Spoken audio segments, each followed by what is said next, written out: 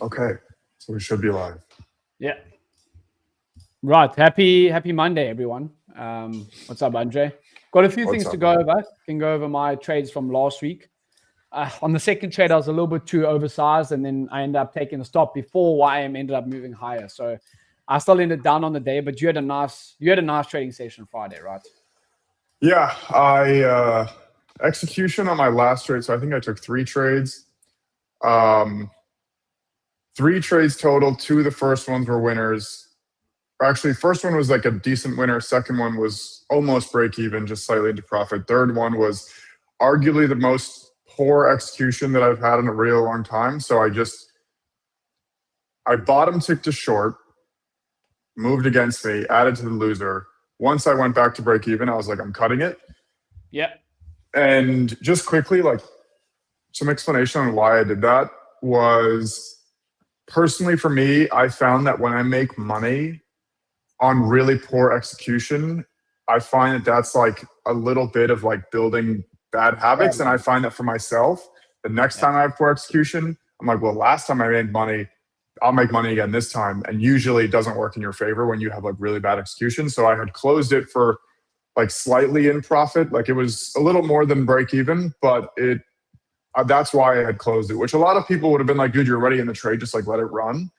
But I found that for myself, the habits are more important than like making or losing money on any day, which sounds like I do know that agree. it's You can only get lucky a few amount of times before it will bite. Exactly. Yeah. Just letting the guys know in the Discord, we are live. We are going to have a countdown coming soon, so we'll be live at the post. But I want to walk through my trades because I think this is what we do. That would be good. It's what I like to do because, a lot of the times traders will, and this is what you'll see. I always show my wins and my losses. There's no point only showing wins because first of all, foremost, I love this. Let me actually reshare my screen. I want to share an audio, and I think this is let me go like this. Let's remove that. I just want to reshare my screen. I want to show you this. This is what I shared on Friday after taking one. So let's go like that. Also share stream audio. There we go. That should work now. So let's go to. I'll bring up my trades. I've still had a pretty good month so far. The edgeful website is working again. But this was my Friday. I ended down 8K across my prop firm personal accounts, all my accounts that I do trade. But I was just oversized in the beginning on my FTMO, some prop firm accounts and personal. And then you see I took, these are the trades that I did take on stream. I only took the 3 trades that I took on stream. The first one was the TSLA loss, and it ends up bouncing, bro. If I just was a little bit more patient, I had the right direction with the longs, maybe just getting in late on in the day. And I was a little bit, this trade I was not too heavily sized in, but this is the second trade that kind of killed me. I really liked the longs. Ended up having to take a stop on that. You saw I was in at 980, got stopped at 910. And then this last trade here ended up working pretty nicely. And this was mostly taken on my personal. So I did take this on stream, and then it chopped around again, bro, before actually ripping. But that's just what it is. And my take was if I was a little bit smaller on my first initial entries, I would have actually ended the day profitable. But this morning, coming into the charts, already up quite nicely on the day. I had some DAX long positions. You can see I'm up 3K just to start the day as well. So we'll see what happens rest of the day. But I want to show you. Oh, that's today. Great. Yeah. Nice way to start the day. Yeah, exactly. That's the nice thing about being in South Africa. I traded the DAX in the London session. But I do want to bring up this so I did tweet this on Friday. Let me just get it up here. And I love this. So let's bring this up over here. So I don't know, Sang Lucci, right? The big options trader. So of course. Show me your losses. Show me your losses. I don't give a shit about that. Show me when you lose. Show me when you lose, boy. You want to show me your gains? Show me your losses. Then I'll believe in you as a trader.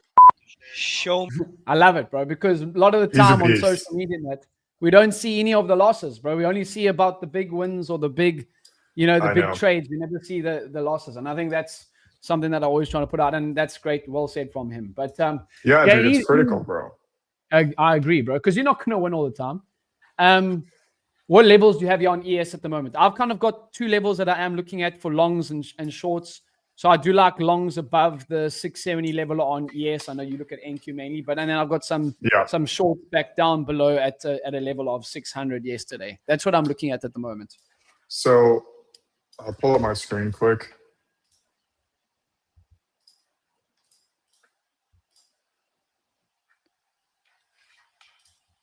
So what's weird is that these levels from Thursday, the really big sell-off that I had, these were the Friday markups. I just kind of like extended them out, are holding like pretty nicely right now.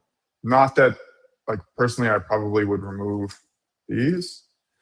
I don't like to drag really old levels into like current days, but if we look at these, this is on a 15-minute chart from Thursday's levels, like definitely some areas of interest here. I think those areas are holding a little bit nicer on NQ because NQ never like really reclaimed this high, whereas ES did. And to me, the area doesn't like look nearly as nice here. So I'll actually just remove that. And it did actually hold nicely here. I'm gonna hide my orbs for a second. And I'll hide my volume for a second. Okay. So, and I'm going to delete these. So yeah, right now, what I'm noticing, we have 20 minutes until the open, but looks like we're going to open within that yesterday's range. So let me just actually just delete these. I'm going to. Google's up 4% pre-market, yeah, bro. Let me see this. After Warren Buffett passed it, of course. Yeah. Yeah. Yeah, dude, pretty insane run that Google has had, honestly. Yeah. And I think I mentioned this in one of the other streams, but I was like tweeting about Google net, like it's impossible that Google would lose this AI race like over here in May, June, July. And listen, I'm not saying it like I told you so, but the fact that it hadn't been at an all-time high, it was, call it like at any point, even like just randomly in June, 16%, almost 17% off of the all-time high, while everything, NVIDIA, Apple, Microsoft, like everything except Amazon was like well into all-time highs. In my mind, I was like, this is right, let's pretend it's right here. Like, this is a great opportunity. Like, I've said this before, but I think Google is arguably the best positioned company of any of the large language models to succeed because of like the amount of data and like the integration that they have with all their users. Like, think about Google Workspace.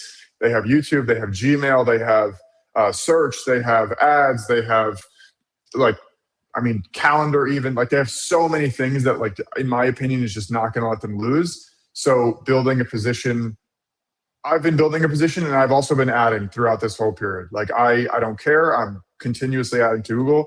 Obviously, do your own research. Don't just add because I'm adding. But yeah, Google well into all-time highs right now, which is awesome. Sure. But if we look here, I'll put back on over here. So it looks like it actually might not be because it's not really that far away. But if price opens inside of yesterday's range, Friday's high is going to be a great target. If we pull up edgeful quickly, this is actually, guys, if you have this playing in the background, you just have audio on, just please pull up the window quick so you can see what I'm doing right now. This is actually really important for people who trade ES or NQ. What I want to do is I want to pull up the gap fill by weekday report. So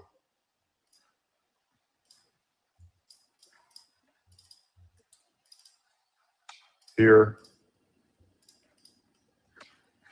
actually I need to do this one sec. Okay. So what we see here, blue line, gap fill, blue line, gap fill, right? Today's Monday. So if we go to NQ in the last 6 months, we go to the gap fill by weekday report.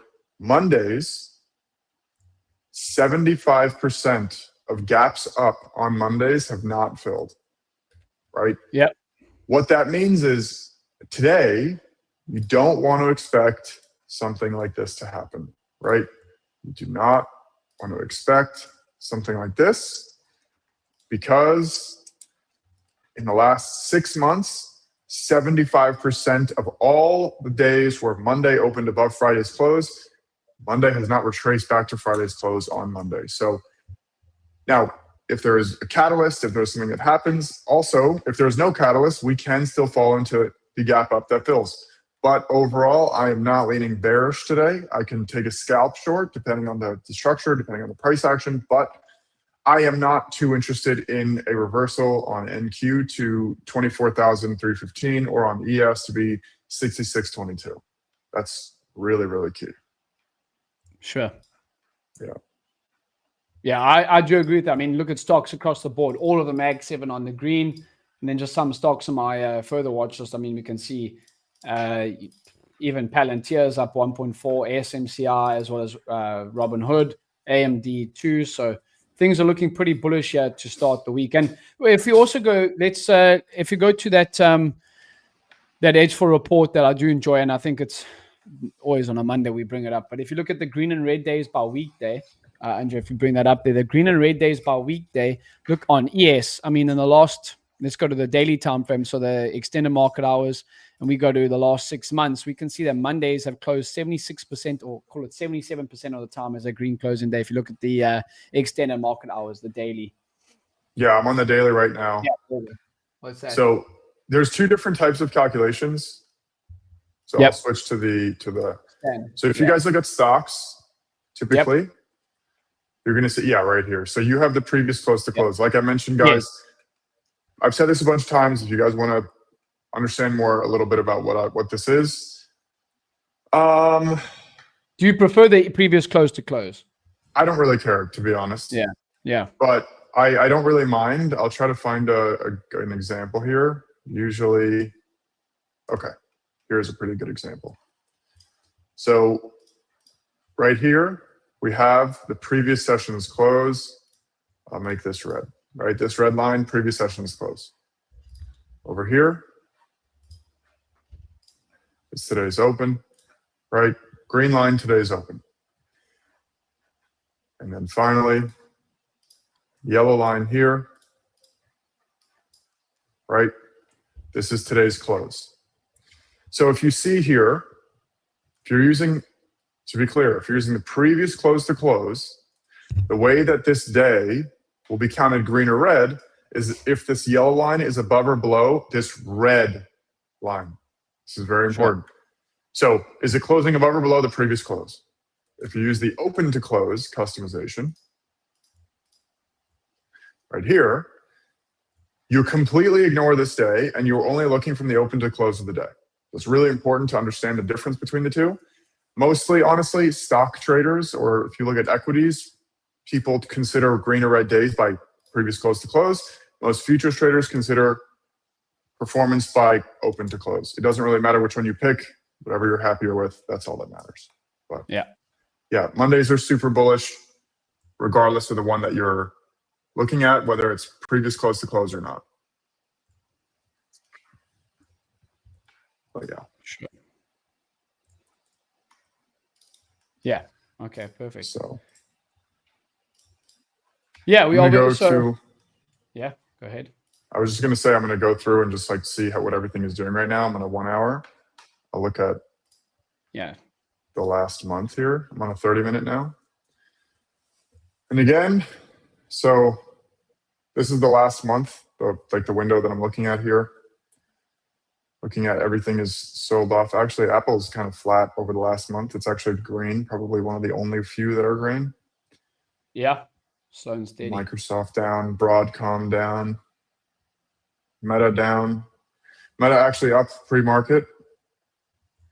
Amazon earnings completely wiped, which is unfortunate.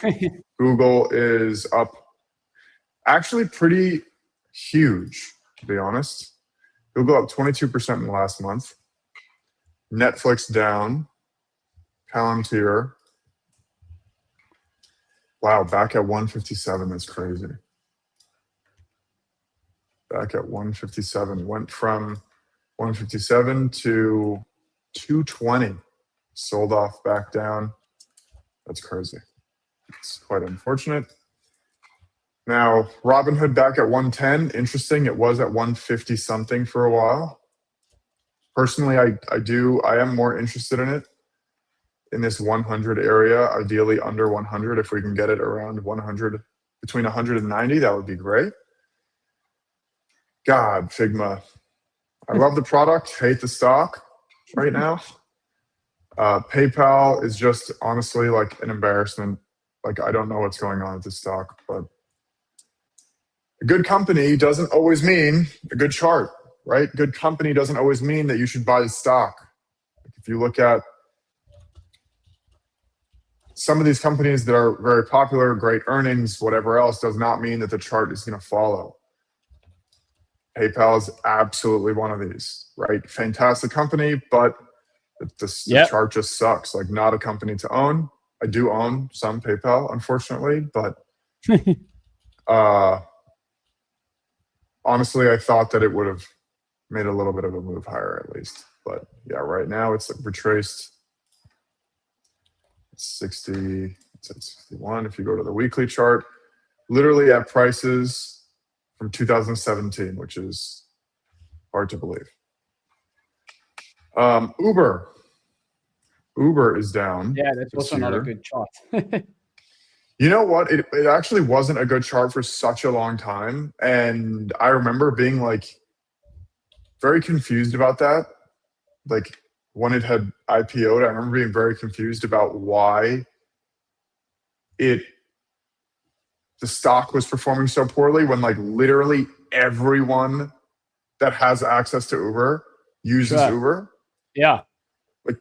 Whether it's Uber Eats, whether it's like you're out and you want to come home, whether you want to go to dinner, like, yeah, dude, like it's like, I don't really understand. Obviously, like, profitability was a problem, whatever else, but still, I don't know. They've been profitable for a while, but now the stock has kind of picked up, and I would like it in the 60s, to be honest. It's pretty far off from where it is now, but what does in terms of, I see a comment here. What does Figma do? Their stock. What does that company do? I haven't. Dude, Figma is like the best design app like in the world. Oh, okay, interesting. It's literally what we use to do all of the edgeful design. It's what we do to create the YouTube thumbnails. It's what, I mean, we also use like Photoshop and stuff. Is it similar to Canva? Would you say that's a fair? It's like Canva, but way better. Sure. It's so much better than Canva, honestly. It's so intuitive. It's so easy. It's like not that expensive. You can like collaborate with people. So like you can have two people like moving things. It's like at the same time. It's like, imagine like a Google Word doc or a Google Docs, but for design. Sure. You can like collaboratively design with people. There's like any tool, honestly, like any tool you can imagine, you can do it. And like you can redesign an entire app. All of Edgeful's designs have been done through Figma. Honestly, I think the company is like fantastic, but the stock is just, they IPO'd recently, so like IPOs are always bad. Yeah, sure. Yeah. But yeah. So also, just so you guys know, the CEG company here, it's Constellation Energy, I'm pretty sure. So I have the $200 a month ChatGPT Pro plan, and I asked it what are the companies that are going to be the biggest beneficiaries from the increase in energy demand from AI. So apparently, AI is going to be AI is going to be really dependent on energy. Like, there's these different layers, and pretty much what gets like boiled down is like the demand in energy, and like if we need to have more energy, whether it's nuclear, whether it's coal, whether it's gas. I mean, not coal, obviously, but like whatever. There's a bunch of different metrics, whether it's solar or wind or whatever else. Pretty much the winner of AI in terms of the country is going to be whoever has the most like readily available and efficient energy sources. Sure. So investing in energy right now, we don't have the flipping resource. We don't have the people to power to utilize. Yeah, exactly. I'm not going to be betting on South Africa winning that. Someone's asking, André, is your account margin or cash account where you own stocks? It depends. So for futures, you have to have a margin account, even though you don't need. Actually, really interesting. For futures, you don't. For American traders, PDT, the pattern day trader rule, is not an issue with futures. You can trade as much as you want. So that's really, really, really key for futures traders in the US. Now, if you sell options, you have to have a margin account. I mean, you can have a cash account, but only if you go long or short options. If you sell options, you cannot have a cash account. So for me, I have a margin account because you have to. Like, I like to sell options, so you can't sell options with a cash account. You can only you have to have a margin account. So. Yeah. Makes sense. So I do both, though. I buy calls and puts, and I also sell credit spreads. So, yeah. Yeah, it's going to be interesting coming into the open. Yeah, we got the open in 4 minutes, but we are trading above previous week's VWAP now as well. We sold off quite heavily. I mean, on that bar on the daily time frame on, when was it? Thursday, was pretty crazy, bro. So we haven't rebounded completely that level yet. So it'll be interesting to see what we do. Yeah. Yeah. Do you think that this was is the bottom in, a sell-off of roughly 10% from the highs? I mean, if you're on a bull market, yeah, you would like to say so. I mean, we are trading. The interesting thing is we are underneath that daily 50 EMA on the ES and NQ charts. Yeah. So, yeah.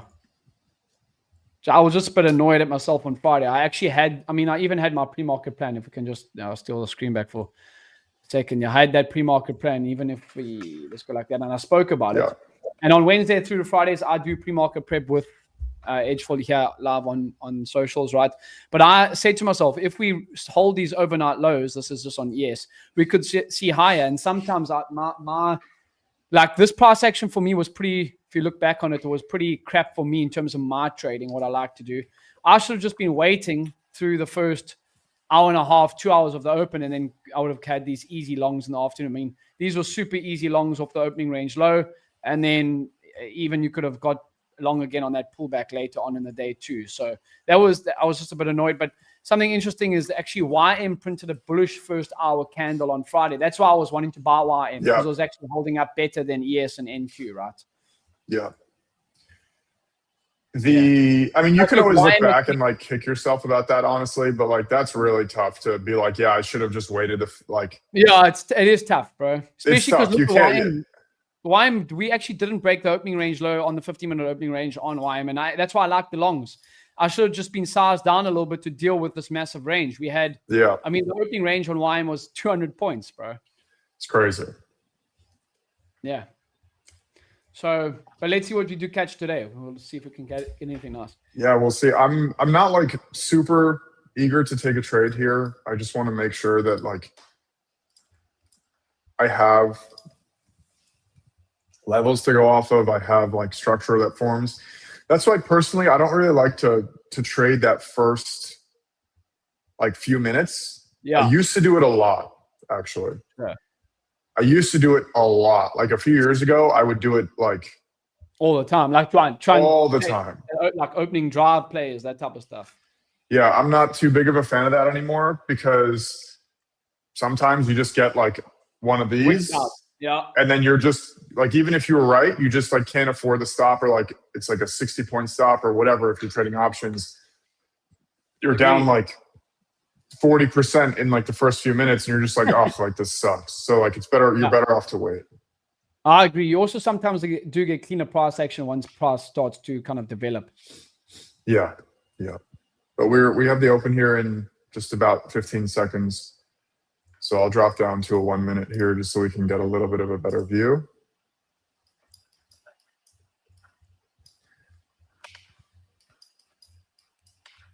I'm also going to add the labels to the indicator.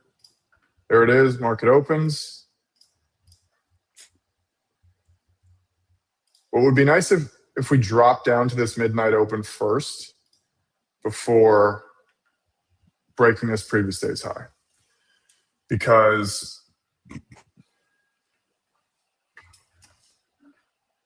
I'm expecting previous day's high to be broken. If we look at the inside bars by open report, inside bars in general, but if we look at the inside bars by open, I'll go to NQ here. Wow, NQ and ES, very different results. Interesting.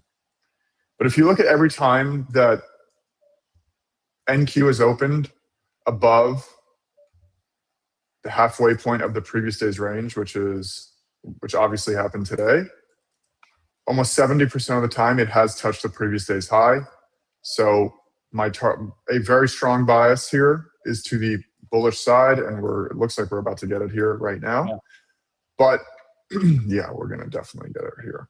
I mean, maybe not on this push, but yeah, I mean, this is a very obvious target because the gap fill is very unlikely to fill today. And in this case, like, we have the inside bars, we have previous day's high right there. We just broke all the overnight highs. So the Globex highs we just took out on ES and NQ. Yeah, but I'm waiting. I'm not interested in this, even if we take out previous day's high right now.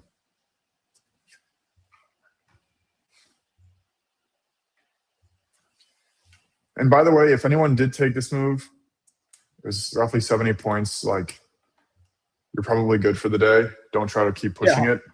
Yeah. Yeah, even world index is picking up a little bit now. Yes, already up to 670. That's my work on for this week, bro. That's my work on for this week. Just being a little bit more patient to my entries. They'll come. Yeah. But I think sometimes I try and force things that aren't there. You know what I'm saying? Wow. NQ really ripping here. Tesla ripping.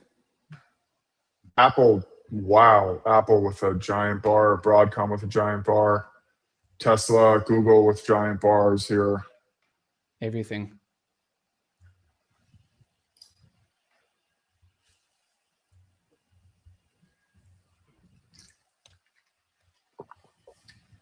Yeah, ES lagging right now, just relative to previous day's high.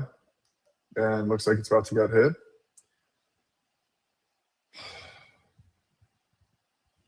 And again, what do we see here so far? An orb already in the first 3 minutes of greater than 0.5%. Something to keep in mind. Obviously, there's increased volatility here. It's crazy how world indexes just react on American Open. Like, I was watching the SA40 index as well as the Japanese Nikkei.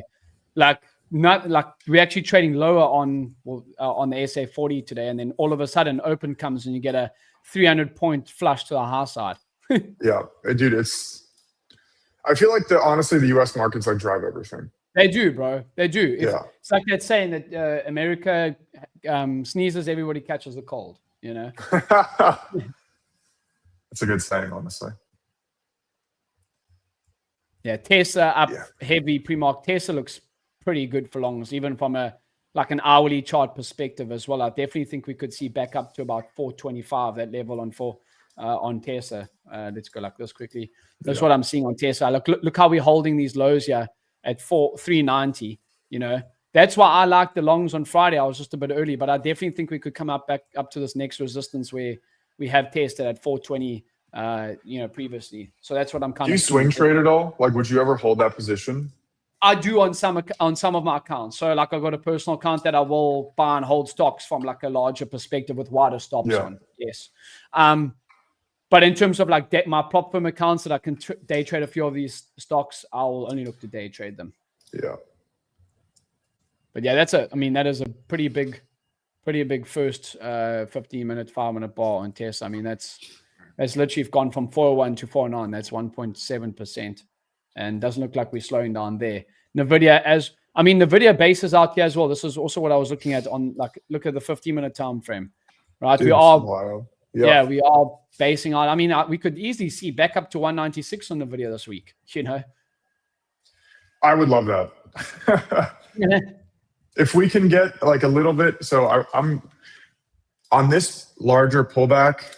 Obviously, I talk about it all the time, but I've been looking at Meta the most.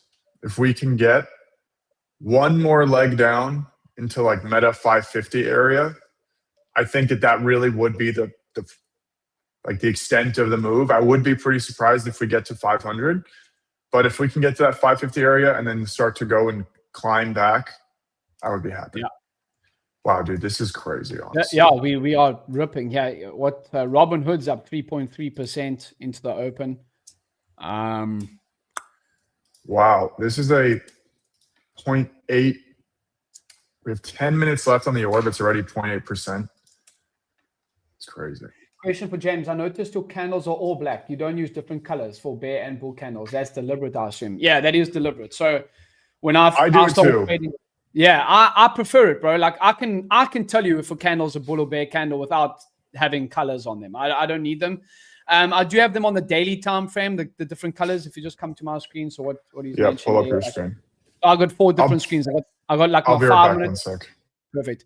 I got my 5 minute, which is kind of like my execution time frame, 5 and 15, bottom 5 top, 15 bottom left. And I got the hourly, and then the daily is in different candles. But yes, it is deliberate.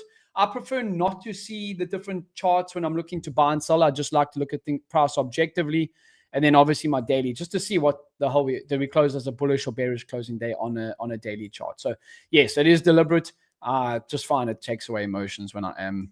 And it's quite aesthetically pleasing, I must say. So, yeah, for both. But yeah, Robinhood trading higher on the open as well. I mean, NASDAQ too. So that's a pretty big bar on NASDAQ at the moment. That is a 180-point bar to the high side on the NASDAQ. YM lagging a little bit. So let's keep that in mind. Yeah, Kareem, that is why I do have it. I just find it takes away kind of like the emotions, and it's easy for me to see what I actually am looking at, right? So, yeah.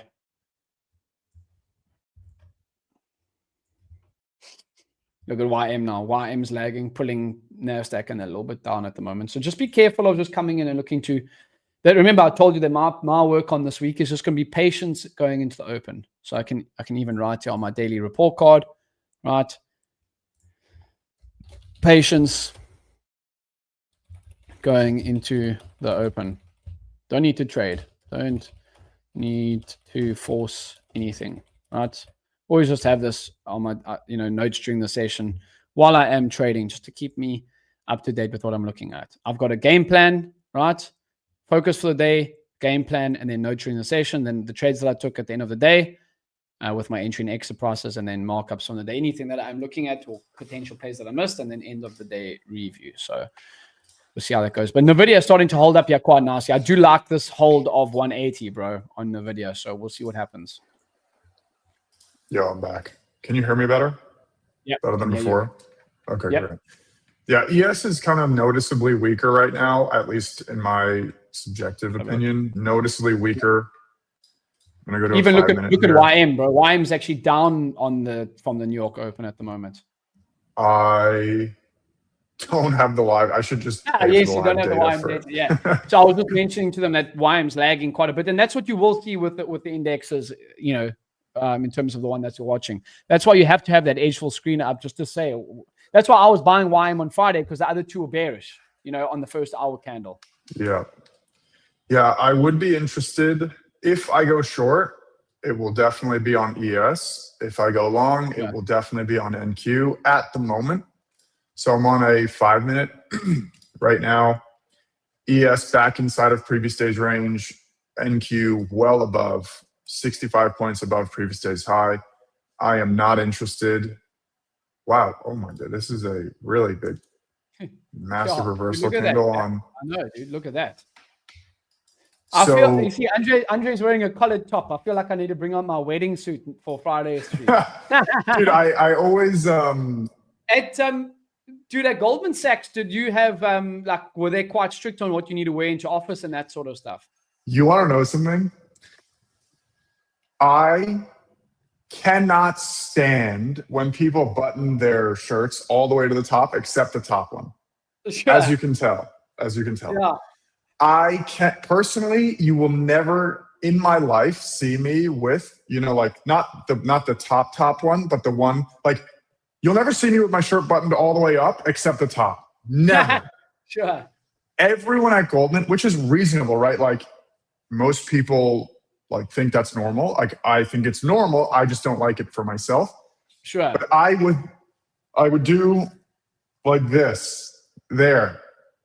And I would wear a shirt, no tie, but the shirt like this buttoned to here. So I would leave not the top one, but one also open.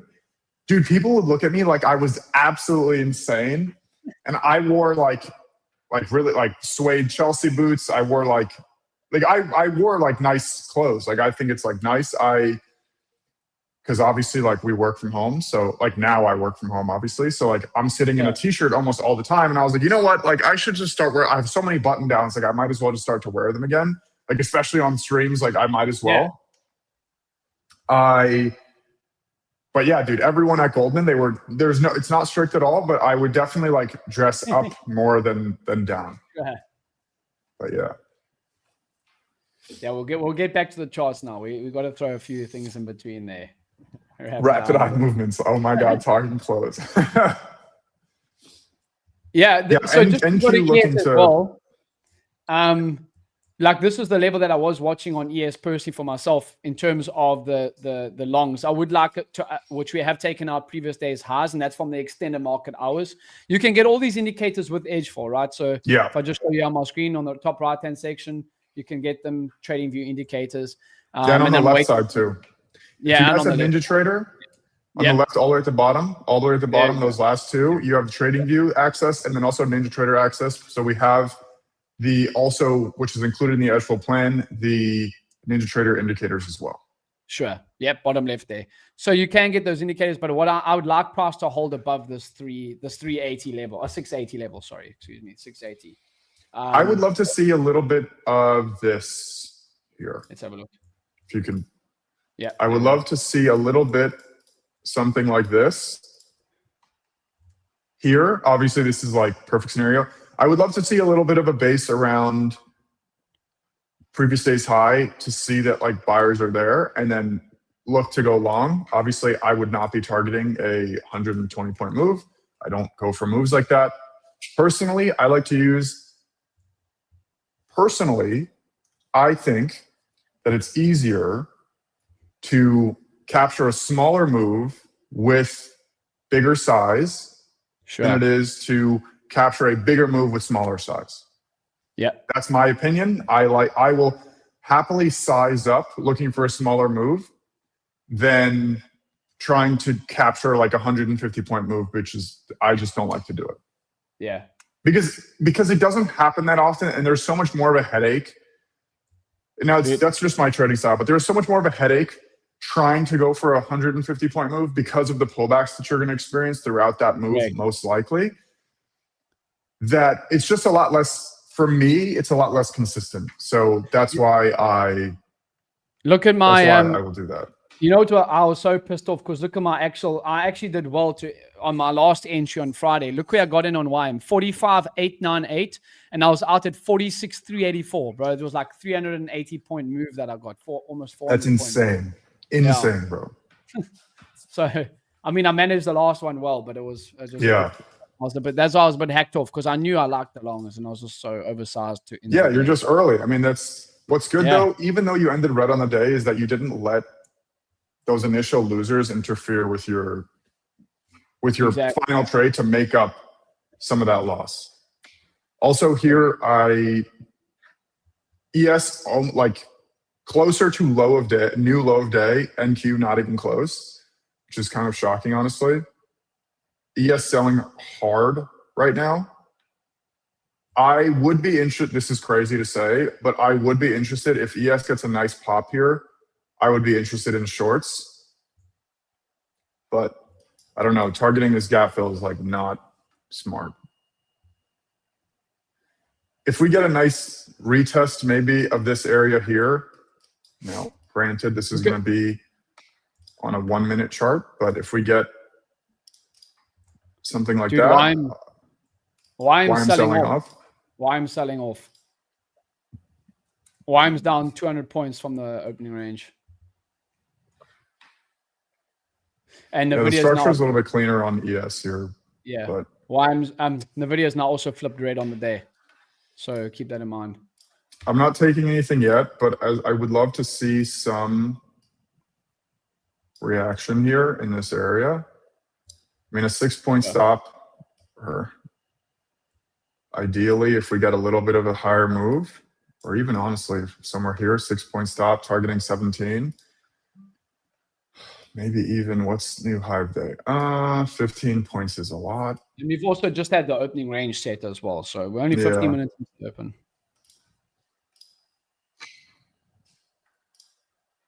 This, depending on what happens, I would not be too opposed to something like this, right? Stop above previous day's high. I just need a little bit of a higher move up. I'm not going to just like take a short here right now. I would love to see a little bit of higher move up, see price kind of like reject or consolidate in this area here. And specifically on ES, ES is obviously weaker than NQ right now. So sure. Yeah, I don't trade the YM, to be honest. So yeah. No, I was actually looking at my stats. Most of my trades are coming on NQ and YM actually. Funny enough, and then ES is still green, but not as green as those two. Again, like I am from the point of view, and this is probably because I've been taught by, I watch a lot of Credelli and ask him I send him an email like once a month to ask for feedback and whatever. But and he takes his time and he says, James, if you long indexes, you want to be buying the strongest index. If you short, you want to be selling the weakest one. Perfect. That's what I was just saying. Yeah. Yeah. Well, actually, YM is the weakest one right now, right? Yeah, exactly. So you must be listening into those emails. Yeah. You must be CC'd in those emails. Yeah. Dude, but yeah, while we wait for price actions to kind of just settle down here, is when you're working at Goldman Sachs, was like the work environment, like your bosses and whatever the guys you report to, were they quite like harsh in terms of like? I have to say that it was like the most like cream of the crop like people that I've ever been around. Sure. Like, dude, I think that I have really strong attention to detail. People would like catch things that you could like we would do this like a whole project, right? Like we would build this whole model, put it into Excel to like create a deck, right? Create a presentation around it. And just so you guys know, ES is coming into this area here. I do want to see how it reacts into this like between 75 and 70 area. I do want to see how it reacts to potentially take a short here. But dude, because like obviously you have to have footnotes because there's assumptions and there's everything else. Like if the footnote on page like 74 was not like perfect and not aligned well, like they would be like, yo, you gotta get it together. Like, what are you doing? Like this, like we don't want to like spend our time checking your work because like you always have to like pass it back between like the other analysts. Sure. But dude, the bosses are so great. Like these people are like genuinely like the cream of the crop. Now, sure. One of the guys, I don't know if like I'm even like allowed to like talk about the team, like the specific guy that I worked for. I probably can, but the guy that I worked for he's like really famous. Okay. And he's like an absolute machine. Like I cannot even describe, if you send this guy an email at 3:00 in the morning, within 5 minutes, he has a response. He was the managing director of the team that we were on. He like ran the team. Wow, I should have taken a short. Yeah. Honestly, it didn't bounce enough. Damn. Yeah, that short would have been really nice. Yeah, Wime's ripping now underneath opening range low. Wime's down opening range 190, 200 points. Honestly, like I'm not really even that mad because like I don't think I would have taken this. Like I needed it to come up back into this range a little bit more. Yeah. Like I'm not even really that upset, but I mean it does kind of suck honestly, but whatever. Look at SMCR is turning. NVDA is down red on the day. But dude, these people are like absolute savages. Like when ES new low of day, NQ not even close. Jeez, look at that. Yeah, we're selling off pretty hard, yeah, bro. What's falling right now? NVIDIA's down 1. NVIDIA's that's what's doing it probably. Someone's asking, was it Tom Sosnoff? Isn't that the guy from Thinkorswim? Isn't he from Tasty Trade? Yeah. No, he it is not him. No. He's not famous in the trading space. He's famous in the finance space. Sure. But like, you know, like when you're working for someone, you still, if you're stuffing around, like get tuned for it. But if you're doing a good job, you would also like sometimes to hear like, well done, you know? Oh, dude, that doesn't happen. Yeah. That doesn't happen. No, you're expected to perform. And when it's like almost like a thankless job, you know, like for people who follow soccer or like football or whatever. Bill Belichick. No, not like Europeans, like soccer. Oh, soccer. Okay. Yeah, soccer. The defense is like a thankless job. If you do your job and you protect like from goals, nobody says like, "Oh, you did such a great job." They're like, "Yeah, that's what you're supposed to do." But then if you let all the attackers through, then they're like, "Dude, what are you doing?" So like, no matter what, you lose.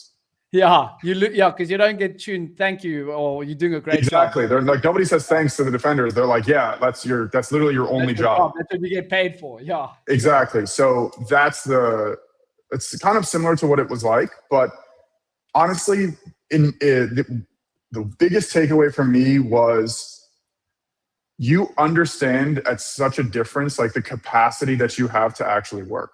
It's like you don't know how hard you can work until you work at a place like Goldman Sachs, because what we were doing was, especially, and I am potentially interested in a short rejection here. If we break, I would want to see some consolidation here. I'm not going to take it if it like wicks into this zone, just so you guys know, as we do our story time. But we would do we were working from 7 a.m. to 2 or 3 a.m. every single day. Like it was unbelievable. Wild, I'd have to be on flipping Ritalin up to my eyeball. Yeah, I was just drinking like a disgusting amount of coffee, but yeah, dude, it was like you don't understand like the capacity that you have to work. Like you only know how much you're leaving on the table when you work for somewhere like that, where you have someone that's like, the way that it works pretty much is they give you a project that they know it takes 3 days to do, right? 3 like fully committed days. And on the second day before you're done with the first one, they give you another one. Yeah. So on that second day, you pretty much have to cram in that the third day's work for the first project into the second day, because if you don't, then that second project that's due 3 days from then is going to start to be like way behind. So you pretty much like don't have enough time in the day, and you just have to continuously like spam this work. And yeah, it was just like honestly unbelievable. I see a question here from Eddie. It was the asset management division, and my team had the most assets of any team in all of Goldman Sachs in the world. So it was a lot.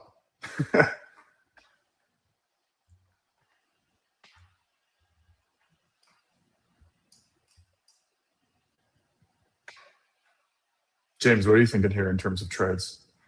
I'm flat for now, bro. I think if I take the longs here, it will be if I'm trading quite into that heavy level of resistance. I mean, if we just look overnight as well, like look how many times we've actually rejected this, even it's from previous days' highs. Are you looking at YM? No, yes. Yeah. Let's pull it up here. Like look at this overnight, how we've rejected this level quite violently, but like quite a few times, like 1, 2, 3, 4. So I'm not too keen on anything at the moment. YM was trading lower. I think maybe I could have got a nice like momentum play there, but again, like my focus is just to stay focused on waiting for my setup. I think if I buy in Q up here, we could easily see it fall over before maybe getting some rise. So I do agree with you in terms of possible shorts there. I'm seeing this kind of like, I mean, this isn't super clean. Like I wouldn't typically like put this on my charts, but something like this is not great. Something like this NQ keeps rejecting this 680 level, back in, rejecting. Yeah.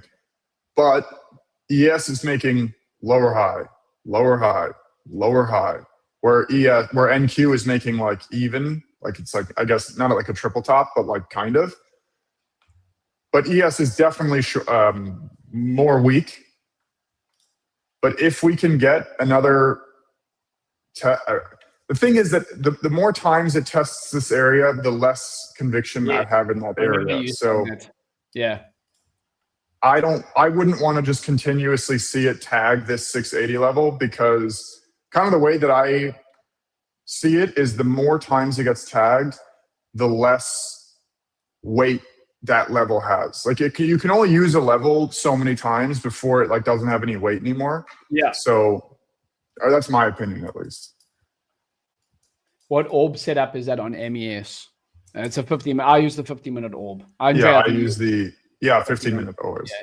Yeah. I know a lot of guys use the 30-minute. It sets a little bit more of a base. Sure. The 15 and 30-minute on NQ would be the same. 15 and 30-minute on ES would be different. So the orb would be down here. The orb low would be down here if you use that. Yeah, we're getting 30 minutes into the open now. I think this is at least I'm following my plan, right? This is a big thing about me this week. Just following my plan. I said I'm going to be patient in looking for entries. I haven't taken a trade 30 minutes into the open, so. Okay, but isn't the orb on the breakout? It is on the... I haven't got my orb alert on NQ, hasn't gone off yet. So I don't think we've had a 5-minute closure. No, we haven't had a 5-minute closure outside of the orb yet. Yeah, I've got it. Mine's waiting for the 5-minute closure, right? Dude, the orb was crushing last week. Dude, I know, bro. It was actually... It was crushing last week. And I had my DAX orb this morning that crushed as well, along with... That was the 3,500? Yeah, that was the 3,500. Yeah, on the nice. I took it because obviously I'm waiting for you to put in the MT5 automation. So I take it manually. So I was literally on my phone. I got the orb notification for DEX, placed my orders on my trades because I got my trade copier. So at the moment I got like 8 accounts, different accounts. So I placed my trade. I went across to 3 of them, and I made my bucks. Yeah, Kareem, orb printed last month. Yeah, it did really, really well last month. Even this month, like the last couple of weeks have been like 100+ point moves. Yeah. Give me a second. I'll be back now. Yep, sure. So I don't know, guys. I would love to see a move and a little consolidation here. I would kind of prefer something like this. I mean, ideally your stop is at new high of day because that really invalidates like the short thesis here. But the problem is all the data shows Mondays are very bullish typically. So you don't want it. You don't want to end up going short and then having one of these happen. Mondays are super bullish on ES and NQ. More so ES actually. Even on the SPY, it's pretty bullish here. But what I'm looking at, what I'm noticing, just so you guys can like kind of see my thought process here, is first of all, NQ above previous day's high, ES within previous day's range. NQ continuously rejecting this area up here, this 680 zone. ES, this is kind of like this flat top up here. ES is making continuously lower highs. So we'll see what happens here. But even if we go to a 5-minute, I mean, this is not a very pretty chart on the 5-minute. On either right now, it does look like a solid on NQ at least. It could be break and retest of previous day's high for continuation to the top side. But I don't know. I kind of want to like just let price action play out. I don't want to rush into anything. And yeah, I'm waiting here right now.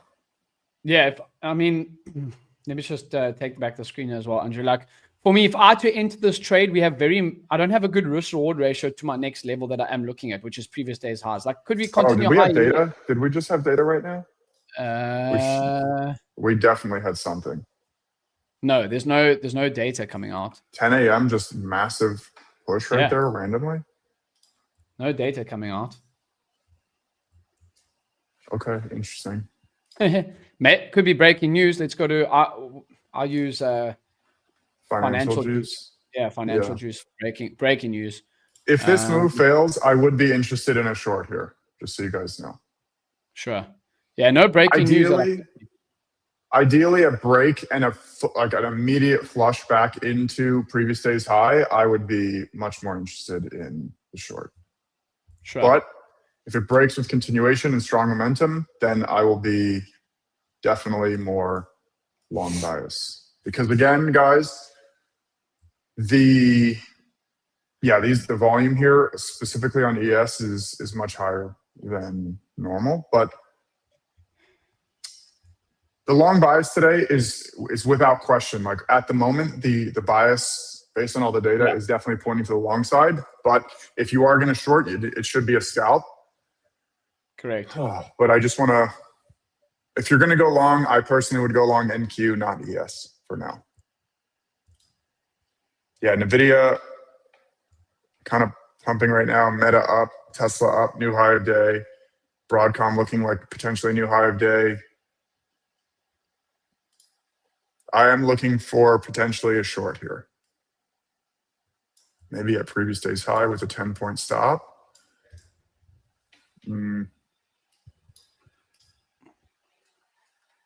I'm waiting to see how price kind of plays out here, but obviously I'll let you guys know if I take that short.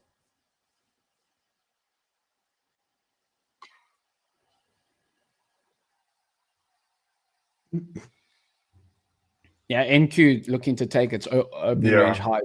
Yeah, there it is. If we get one of these,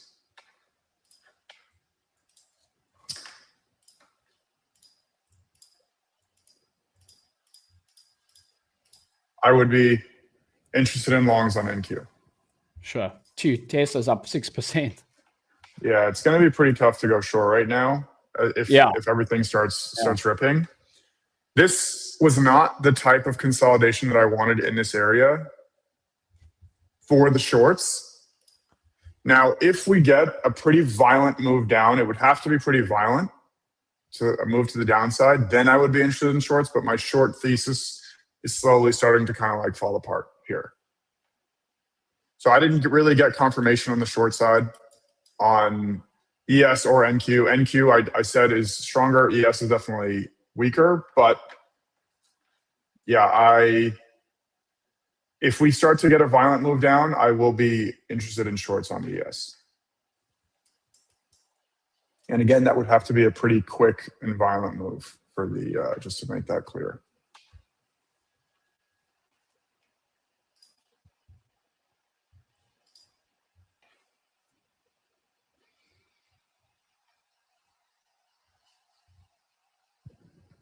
Yeah, now it's just about finding that entry. Correct. I mean, also, like, what are we targeting here? Give me something here. Give me something.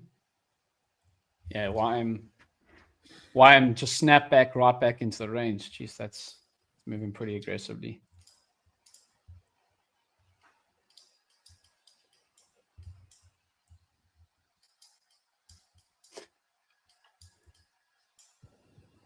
Yeah, that break and read. So while you were gone, James, I was just saying that you don't want to get short here because the bias is bullish, and you don't want something like this, like one of those, or like break and retest the previous day's high just for it to like rip. I was just explaining that.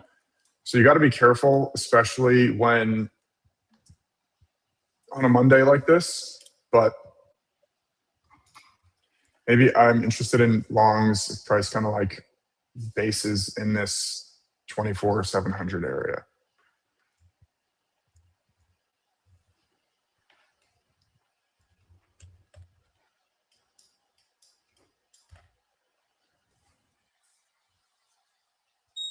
There you go, my orb took the long. That was that noise. Beautiful.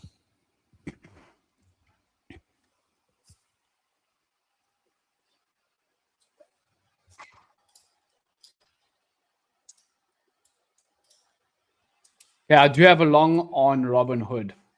So individual stock name. I've got a long here. Opening range high break. You can see over here like that. And my stop's at the opening range low. So let's go like this. There you go. So I'm long Robinhood like that. Orb high break. I'm looking for some rise. So that's my trade on at the moment. One trade. Even though you guys might not trade individual stock names, I know there's a lot of different trading. I like trading individual stock names as well as my futures and whatever you have it, right? The concepts still apply. Yeah.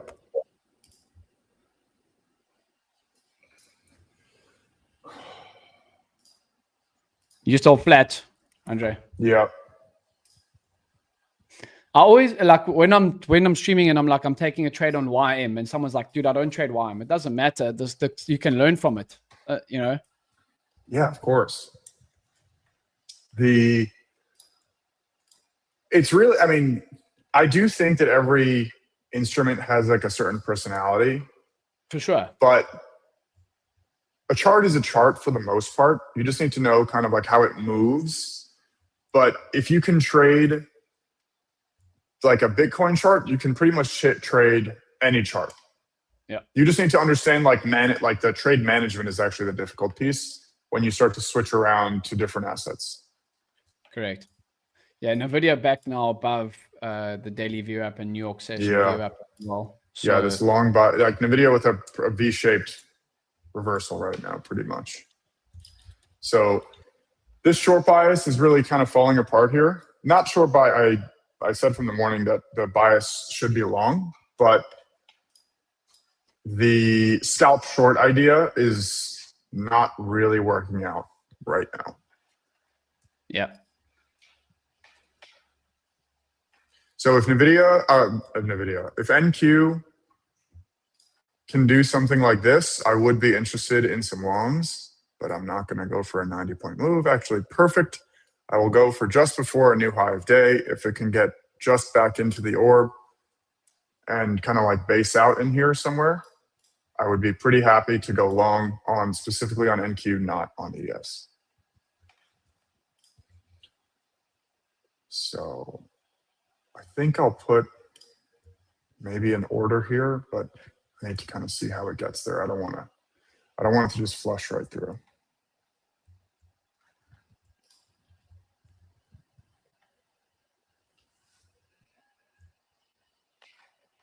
So my entry price just that on Robinhood is 111.22. So that's my entry price on Robinhood. Depending on what happens here, I'm going to consider a long on NQ at the ballpark like 700 area.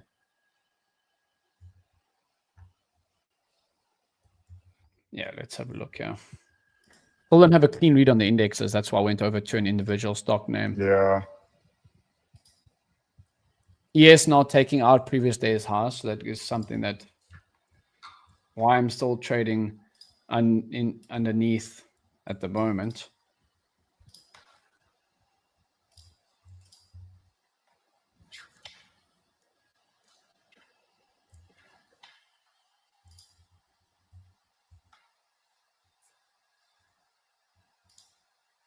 I have a weird feeling that this is going to kind of just like snap through this and then consolidate a little bit lower than I want. But I was thinking about an entry at the 700 area, but I might wait for just a little bit more confirmation and then give myself a little bit of a wider stop into this kind of consolidation here.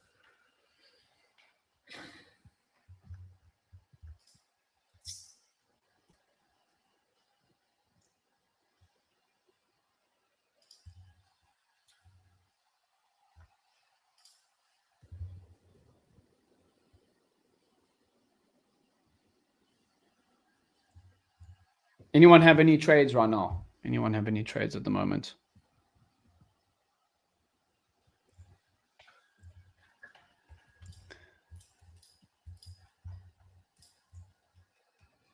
I mean, NQ's up 1.6% overnight. It's hard to be betting against that right now. Yeah. NVIDIA is still NVIDIA's still trading underneath its daily view app at the moment. So even though it's bouncing, it's going to be interesting to see. I might put an order at this 690 area where I have this, and then my stop would be into this consolidation, hoping that it will kind of hold here, expecting falling in line with that bullish sentiment, break of the orb high, kind of retesting this area, looking for continuation higher. I just want to wait for it to, there we go. I'm probably going to take this entry now. I'll let you guys know. I don't know. I just kind of want to read this the way that it's looking.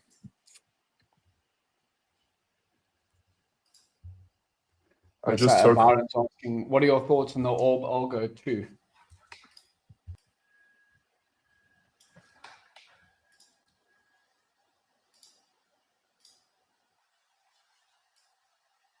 I just took the longs at 677, 75. Okay. Entry price 677, 75. Stop is at 46. It's roughly a 30-point stop. I'll just make it 45.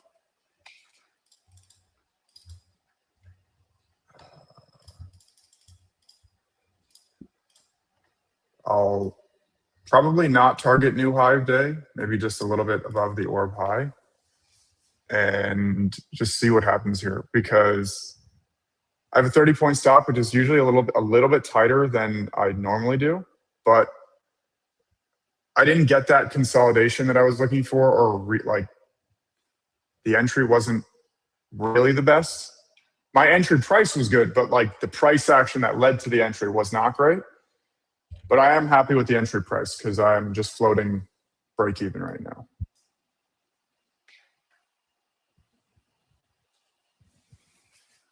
Yeah, so I'm up just about 30 points. Probably gonna. You snapped that entry. Yeah. That's what I wanted. I wanted a fast move down that gets that nice move, right? And it just stalls.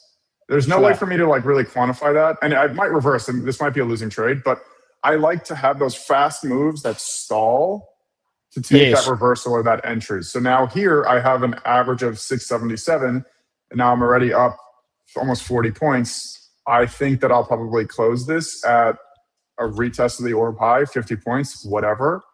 I don't, or maybe I'll just trail my stops. But again, from the last time, I don't like to take partials. So I'm probably just going to close it at, I don't know.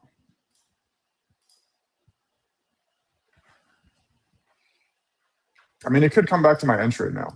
And if it starts to consolidate at my entry, I would consider adding. I would not be pissed off if I was you to take profits on this, and then end up right now. But yeah, back near half day. You up. I mean, you snapped that entry back at opening range. How we don't know if this could continue. Yeah, I have my target here at 41 right now. Actually, I'll make it 39. Yeah. Yeah, I'm about to get filled at 38. And I just closed it. I didn't wait for 38. But great stuff, bro. Yeah, that was from 677.75 to 733.25. So this nice, dude. Yeah. That's solid. So 55 points right over here. Yeah. So that was not bad. Yeah, you'll take that anytime. Yeah. Now, right here,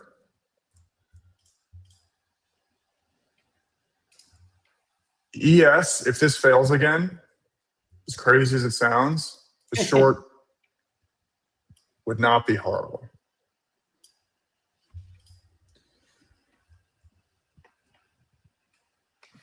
If this continues to fail ES, I will happily risk on a short here on ES.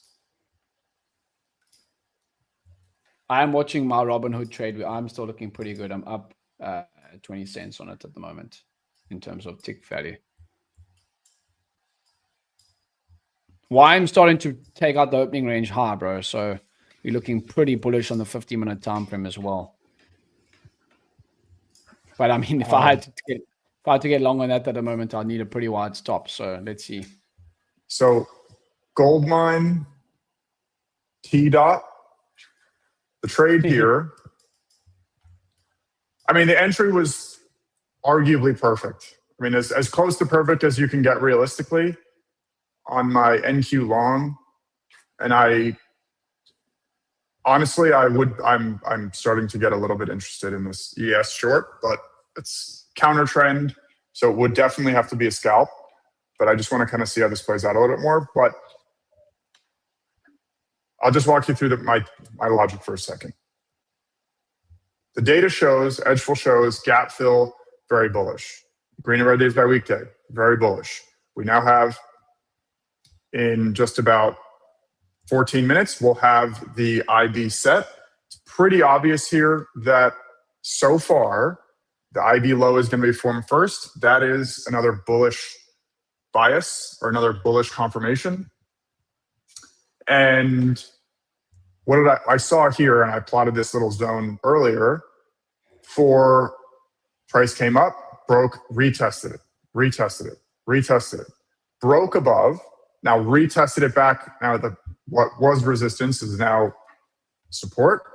I was waiting, and now this is where I use like my subjective entry criteria, was I wait for price to flush down, stall, and it could have just wiped me out, but that's where you take your entry, you have a cheap trade. Yeah, opening candle continuation, also bullish so far. Yeah, it's definitely going to be green today. And I was like, you know what? I have a pretty cheap trade in terms of risk to reward. My stop is going to be roughly 30 points. It's well into this consolidation zone that I was looking at earlier. I'll try it. Who cares if I lose? Because the logic is there, right? The long bias, NQ is stronger than ES, et cetera, et cetera, et cetera, right? Price comes down. I get the move that I want. I enter. I just trimmed right over here, which was, I mean, I still expect more continuation of the top side here on NQ. I did scalp, right? I took a 56-point winner. I'm personally really happy with that. I probably could be done for the day, but if something else sets up where now I start to see something like this on ES, this looks also pretty good to me in terms of like the short side. Even targeting previous day's high is roughly 10 points. 10 points on ES is awesome, right?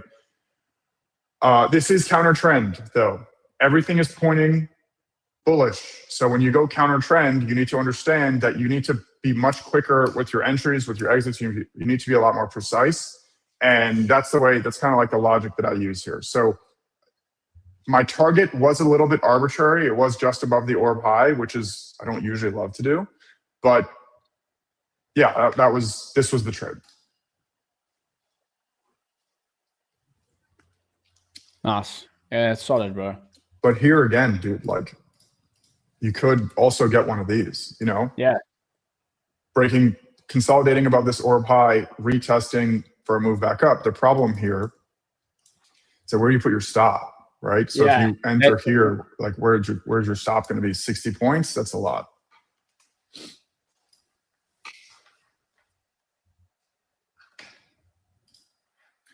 But you see here, ES, I mean, NQ is further away from the previous high of day, but ES is just failing this orb high. And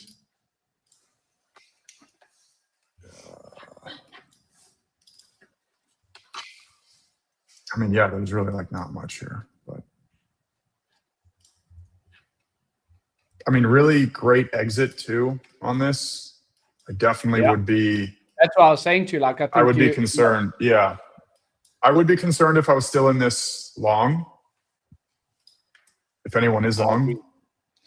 Yeah, personally, I would be a little bit concerned on this if I was long still, but depending on how price reacts here, maybe another long, but yeah, I don't know. I need to kind of see this. Stocks are still trying to hold up here above their VWAP. I'm just just go down the list here. Just having a look at like SMCR. I'll be right back while you go through this. Yeah, Palantir is starting to rip higher now too. My hood trade still looking decent. Is still holding above the level that I want. So we'll see if we can get some rise on there. So stocks are still trying to hold up. NVIDIA is the only one on the Mag 7 that is actually trading red at the moment. So if NVIDIA holds up, we can definitely see longs on the indexes continue to pay off today. We can go back to NQ. NQ, I'm just worried about that level opening range high on NQ at the moment. Why am I really like from a 50-minute time frame perspective? You can see we still trading in like a range, which what you were doing on Friday, but still like I would like a clear break of this like 510 and then a retest and then higher ideally on YM personally. But yeah, that's what I'm looking at the moment. I do like it for the longs on a 50-minute time frame, 50-minute chart on YM. Same as NQ and ES are trading at the highs though, so we'll have to keep an eye out on that. Go back. ES kind of looking like a little bit stronger right now. It's a little bit closer to that high day. I don't really know, honestly. This is again, like I think I'm not upset. I've taken one trade on hood, which I'm still in at the moment, and it looks good. Yeah. I think I've done a good job not to try and. I mean, I had a great start to the morning with that DAX longs. I don't want to get myself in a bad position and give back gains that I've had a nice start. Yeah. What would not be out of the question for me right now? Well, first of all, I should. If we get one of these, something like this, or it breaks previous day's high and fails, I would be a little bit interested in the scalp short. Whoa, what is this wick on NQ here? Do you have this on your chart here? A 62.1 minute candle here? No. You don't have this? No. Oh, it's not the, it was just the end of my zone. Okay. I was like, wait a minute, what just happened?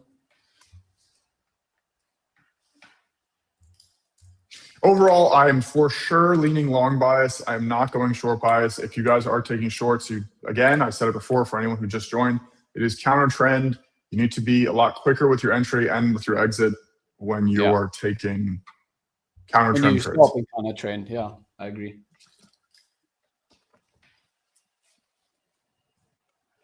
Dude, you always, this is just my theory, but like, whenever stocks are rising, you never hear about it on social media. But then as soon as they start tanking, it's like, oh shit, the next recession. My dad, after that massive scandal on Thursday, is like, is there a recession? What the hell is happening? I'm like, no, dude, it's just yeah, it's the news on social media.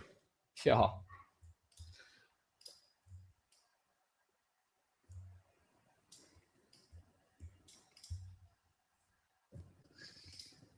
I don't know, dude. What do you think about about a trade here? Short. I'm in a position where I'm rather like, I don't know if it wants to pull back more before going higher, so I'd rather just be flat.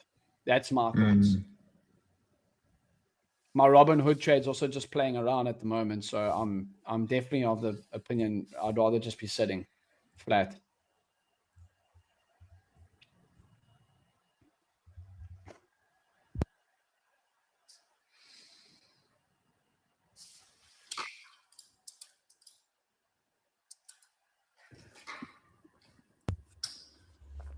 You can see why I'm also respecting those highs. That's not a good candle right now. That's printing right there. That's why I'm glad I'm not getting long anyway. I definitely would like a pullback before longs.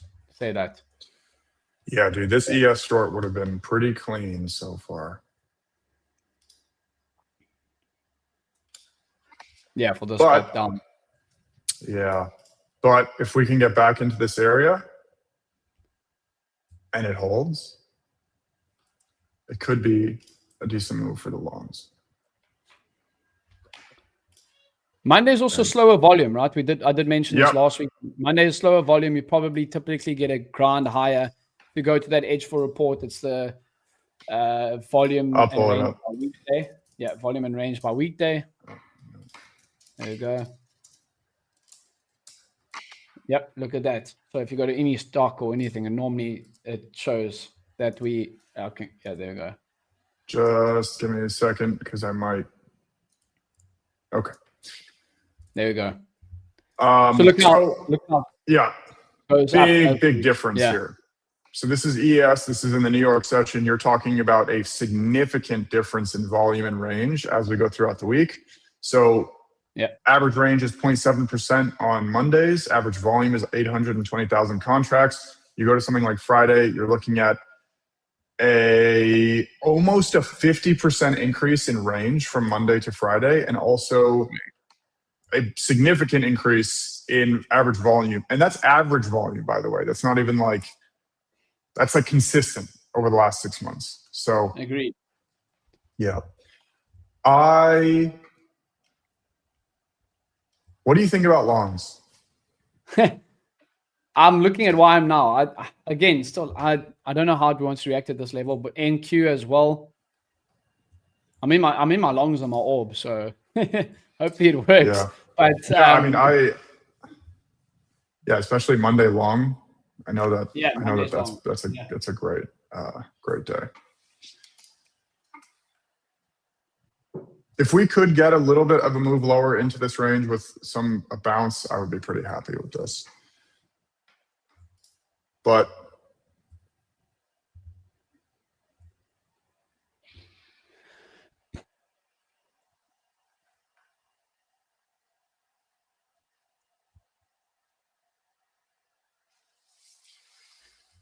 this is really not great price action at the moment. Yeah, it's just like a gap up and then just a grind higher after the pump. Yeah. My hood's back in profit, so that's good. I'll put on my hood. I think they're a stock that could trade well higher, personally. Oh, over the long term, for sure. Mm. Absolutely, I agree.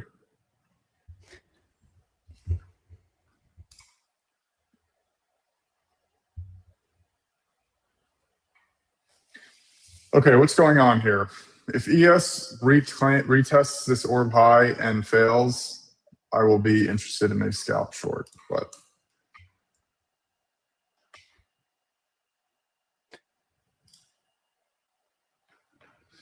Meta is just ripping, and Tesla's about to make a new high of day. Okay, ES, what are we doing here? Yeah. As you said, that level's been tested a few times, so maybe now is when we actually break it. Yeah, exactly. That's what I worry about sometimes. Also, I don't really have a clear stop, which is a little bit annoying. Okay, so we have new high of day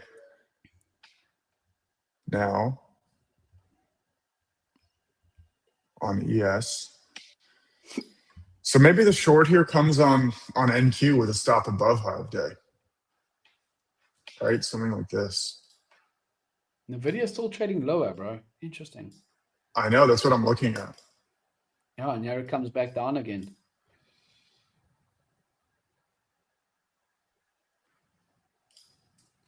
I don't know. I kind of want to wait a little bit because what helps me sometimes, look at that. You look at a line chart, like this looks like really bad, right? And you look at a line chart, it kind of helps me at least. I don't do this really often, honestly, but it helps me see how choppy the price action is. Or if you do something like this.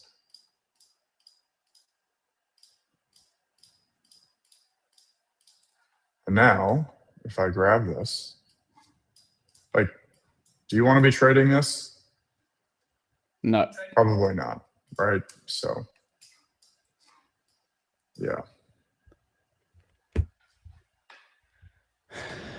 Like, is this another?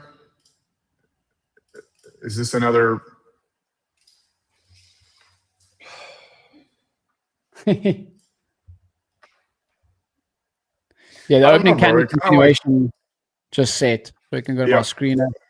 Yep, let's go. You can pull up your screen. Yeah, most of my like that. Oops. Most of mine showing bullish bias. Yeah, you can see. Yeah, for sure. Just got it all. So I've gone to my left-hand side. I've got the opening candle continuation, the orb report, the RB, and the previous day's range. That's what I do. Put on the number 3, the where it says custom. Put on the daily buy. No, if you click out of that, yeah. Scroll up. Not customize. Yeah. No. Just scroll all the way up. Yeah. It says where it's on the left. Not all below that. One more. It says tickers. Don't click anything yet. Okay. And then tickers. Tickers. Yeah. Wait, get out of that. Custom. Yeah. That one. Click daily bias. Okay. Interesting. I've never seen this one. So that has opening candle continuation, IB by rejection. This is what this is what I was checking on Friday because it was changing all the time. So you want the daily bias on. Okay. You want the daily bias one because all three of them have very all three of them have very strong daily bias. Okay. That's why I'm with you. So that's why we have the template. Why is mine always changing? I'm like, dude, what the hell? And then so daily bias. Yeah, okay. It's just a template. Yeah, dude, we just have it so it's easier. You guys innovate so much that sometimes I lose track by day by day. Yeah, I know. We try to have a lot of quick changes. Okay, so yeah, now you can see. Okay, so most of mine bullish across the board, as you can see. Yeah, for sure. Yeah, there's no doubt. Yeah, look at NVDA now rejecting the previous days, the opening range low.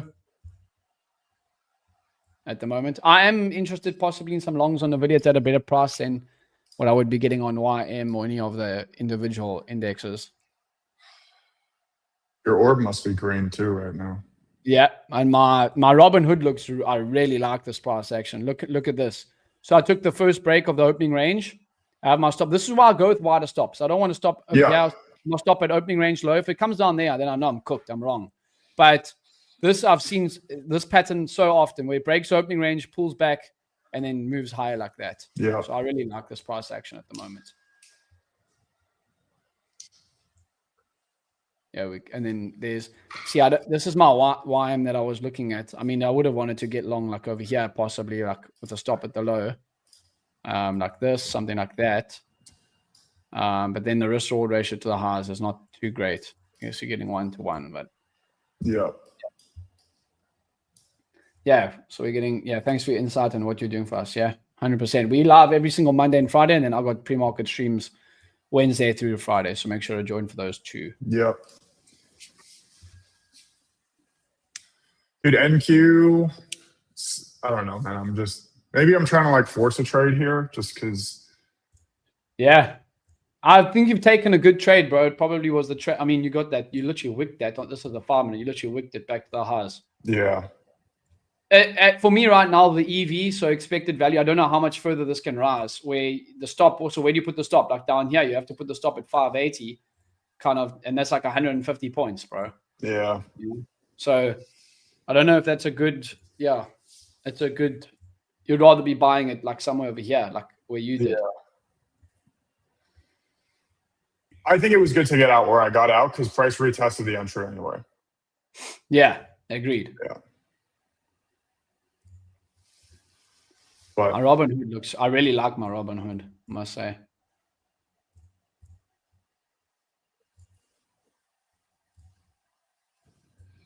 Let's see. The indexes, sometimes the indexes can be pretty flat, whereas individual stock names just want to continue. Yeah. If we go back to I'm just looking at my grid here. Meta, well into high of day, Apple consolidating, Broadcom near high of day, Google near high of day, Tesla high of day. NVIDIA is the only real lagger of the big ones. Yeah. Dude, I feel like it's kind of losing steam up here, though. That's what I'm seeing as well. I agree. Yeah, I feel like it's kind of losing steam up here. ES and NQ at least, or specifically NQ. ES just made a new high of day, but still. When you're having kids, I would love to. Oh, dude, I don't know. I got a lot to do before. I'm gonna go for my second one. Good. That's amazing, dude. I tell everyone I'm not a dad, but I think everyone should have more kids probably. Yeah. You should. I think it's great. Yeah, I can like barely focus on anything else other than work right now. So it gets soon, but if you think you have no time now, you'll have much less then. yeah, soon. But I don't know. I think it'd be good for you to have a second. I think everyone should have like as many kids as they can. Why I'm now picking up a little bit. Yeah. Yeah, we have to talk about other things while we wait for this boring price action. I know this price action's like hard to believe. Now ES starting to get some momentum. It looks like Meta pushing, Broadcom high of day, Tesla high of day. NVDA coming up off the lows. I mean, what I was saying earlier was exactly. I mean, you guys can rewind if you need to, but I was saying something like this, right? Something like this. And I mean, I don't really have a target in mind, but this is really close in line with, we have break of previous day's high, that's bullish, opening candles bullish. We have the IB now. We just broke IB high on NQ, IB buy rejection played out, right? So getting long in this area here, targeting a break of the IB high. Same thing here, IB formed, nice pullback, break of the IB high. So now we're like really pushing everything to be bullish.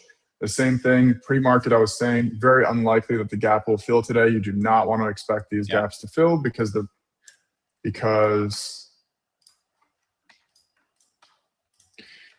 gaps up on Monday, right here on ES, 60% of them not filled. You go to NQ, 75% of them not filled. So obviously the bullish bias today was like very in line. So that's just something to keep in mind on your bias for the day. Yeah.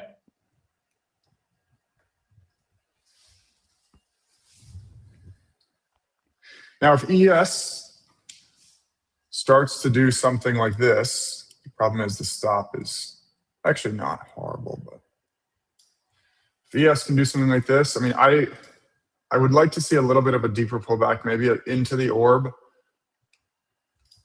for it to continue higher, but what do you think? Yeah, I mean, yeah, pull back into the orb and then looking for the longs. I do like that. Yeah, I would like that on. You just want to see the video start to pick up a little bit. Yeah, that's the only thing I would like to see.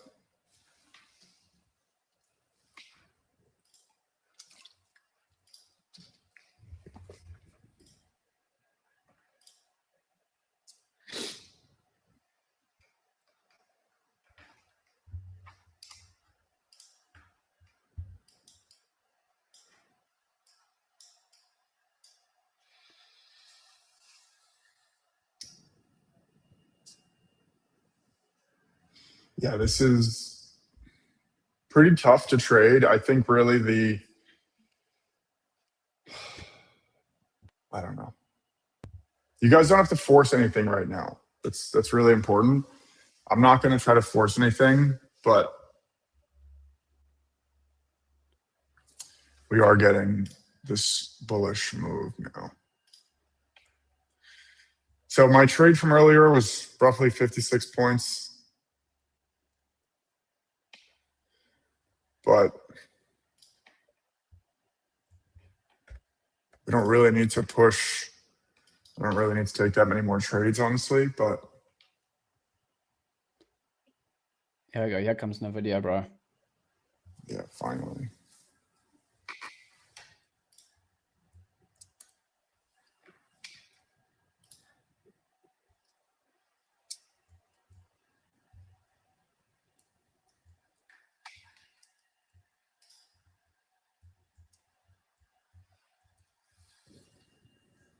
And the video back to green on the day now. So guys, just really good example here. NVIDIA green on the day, but still lower than where it opened. That's because it's sitting above the previous that Friday closing price.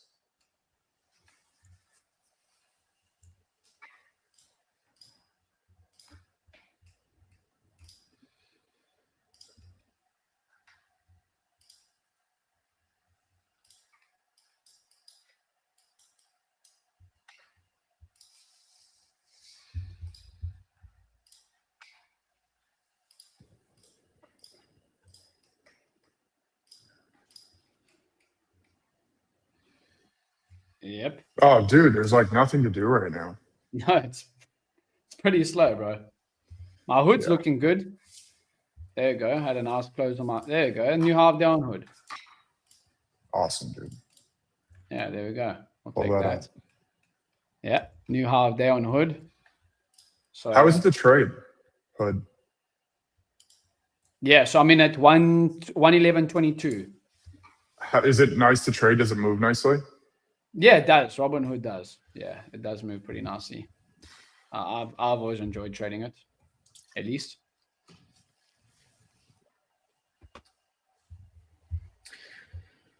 Oh, dude. I'm thinking of taking a long on NVDA back towards opening range highs, so something like this. Something like this. So stop it kind of like at the low and then targeting back towards the highs.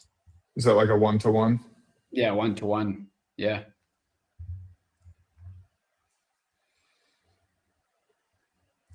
Something like that.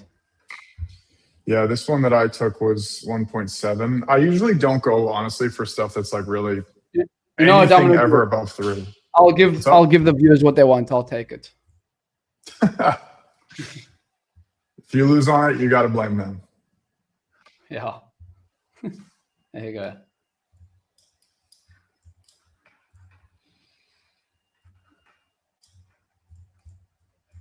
Yeah, YM starting to pick up a little bit now too, breaking the opening range high, so that looks pretty decent. Just no real pullback for me to kind of get long at the moment. Yeah,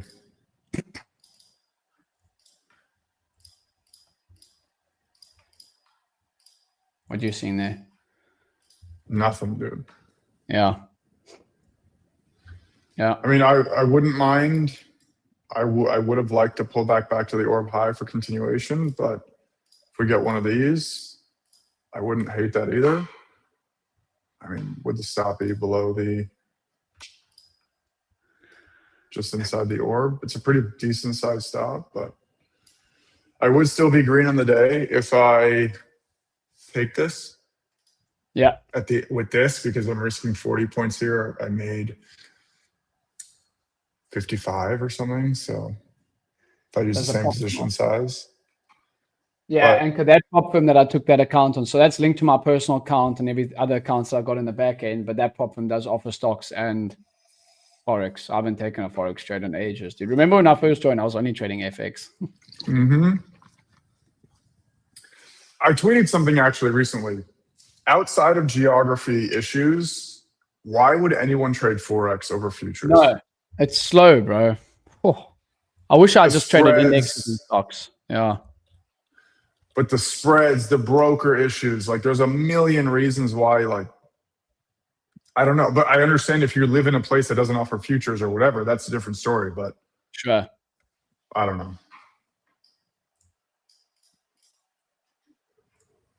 Yeah, YM starting to pick up some nice momentum. I did mention that earlier, but yeah.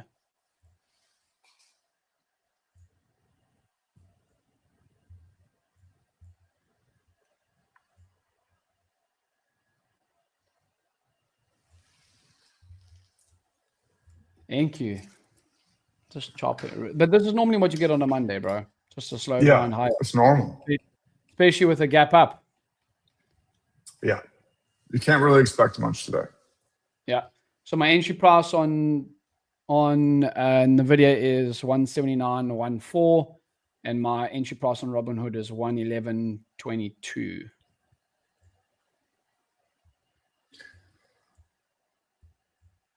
Yeah, new half day now on Robinhood. Nice. Yeah, there we go. That looks really nice. Your orb must be up huge right now. Yeah, it is. I don't watch it. Yeah, it must be up huge right now.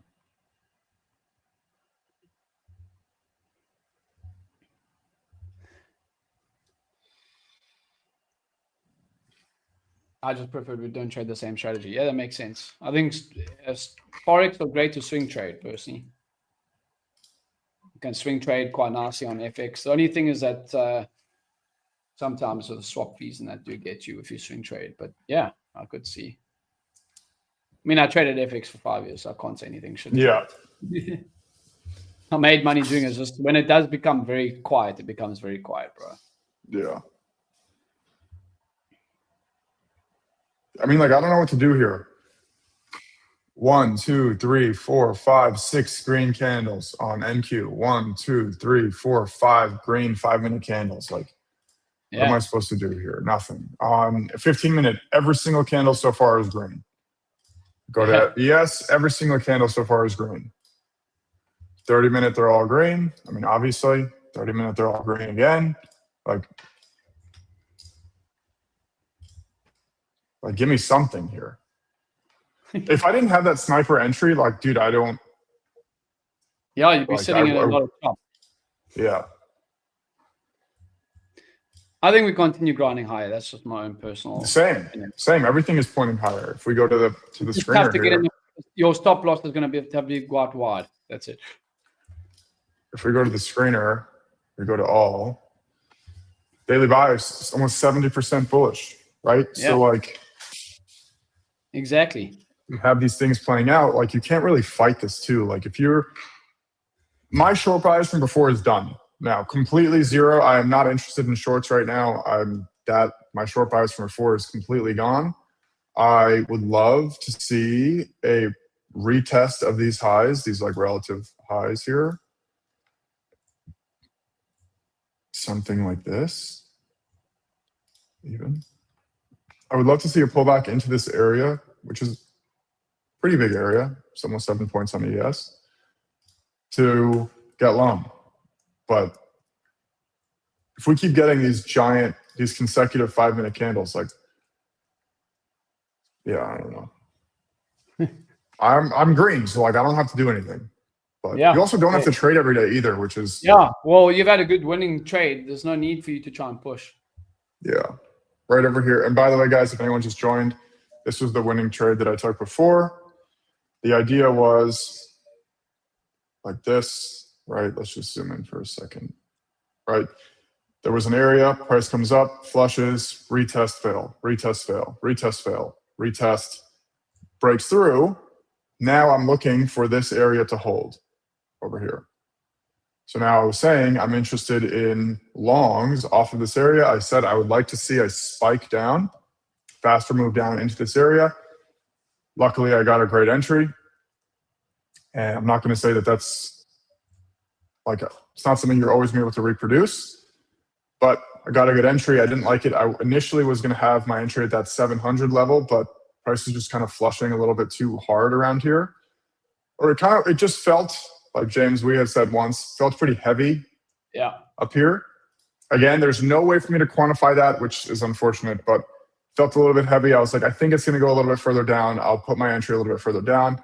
Got a really nice entry around these highs. So that was the logic that I used, around 1, 2, 3 highs over here.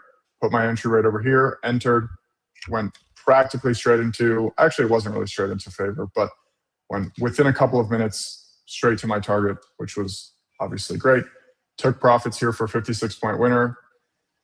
Now I'm waiting, right? I mean, when price kind of retested this, I was a little bit more short biased, but would have been a great long entry. Would be at 130 points right now. Not that I would ever hold for that, but yeah, chilling now, chilling. Dude, did you watch F1 this weekend? No, I actually haven't caught up. What happened? Dude, Verstappen, do you know about like Norris is winning, leading the championship? Yes. Verstappen needs like a miracle to. Yeah, he needs a miracle to win, right? Yep. Verstappen wins the Vegas GP, Yes. Norris on his Norris and P2. Piastri. Norris and Piastri disqualified because they're like the bottom of the floor was like too worn down. So Verstappen jumps 25 points on Norris. He's 24 points behind with 2 races and a sprint race left. I see that. Yeah, Norris is on 390, Piastri 366, and Verstappen also 366. That is crazy. Dude, I think Norris is gonna. I don't know how he's gonna handle the pressure. Dude, yeah, well, he'll have hunting. How many races are left? There's just 2 races left. Yeah, Qatar and Abu Dhabi. Yep, but there's a sprint. And there's a sprint. Yeah, that's pretty crazy. Yeah, he's as you said, 24 points behind. Dude, if Verstappen wins this season, Kareem, I 100% agree. Verstappen takes us. It'll be the biggest comeback in F1 history ever. He actually has the second biggest comeback in history ever a couple years ago. But in my opinion, if he wins this season, in my eyes, I don't care about the wins. I don't care about the titles. He is the undisputed GOAT. No. In my opinion, because you look at Hamilton, the guy had no competition. Even his teammate was horrible. He was the so car. Good. Dude, the car was miles ahead. He's great, but the car was miles and miles ahead of everyone else. His championship with McLaren, I think, was more impressive than any of his championships with Mercedes. Schumacher, super, super impressive that he took that garbage team at the time, which was Ferrari, and brought it to be a winning car. But again, he almost always had the best car. There's no doubt that the McLarens are without question the best car. And in the first half of the season, Verstappen was like not even considered even possible to win the championship. Yeah, it would be a great comeback for sure. It would be the great, in my opinion, he would be the GOAT above Senna, above Schumacher, above Hamilton. You sound like the Philadelphia fans when I tuned them that they lost to the Cowboys last night. They're like, but we're still ahead of you. I'm like, dude, we're talking about now. No, but that would be pretty impressive for sure.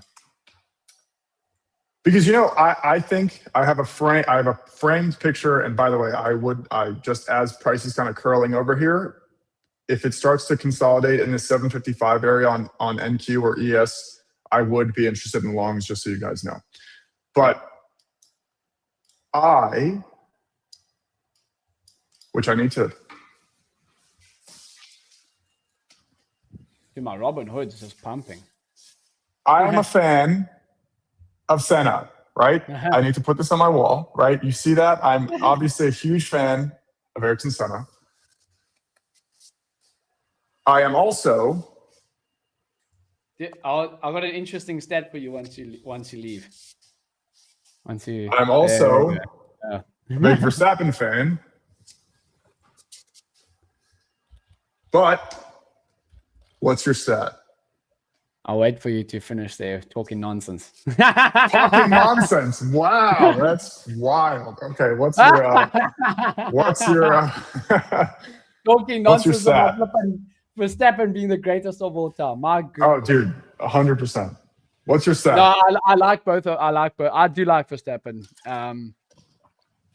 Greatest of all time. I'd like to see him beat Hamilton first in the titles. Dude, listen, as a Verstappen fan, I don't think that Abu Dhabi race. Thank you. I'm glad that you can admit that. Listen, they called the rules wrong. Yeah. They should have unlapped all the cars the moment the safety car came out. All the cars should have been unlapped from the beginning. They should not have waited to unlap all the cars with 1 lap left so we can get 1 lap of racing. However, at least you can admit. I'm more than happy to admit that call, in my opinion, was wrong.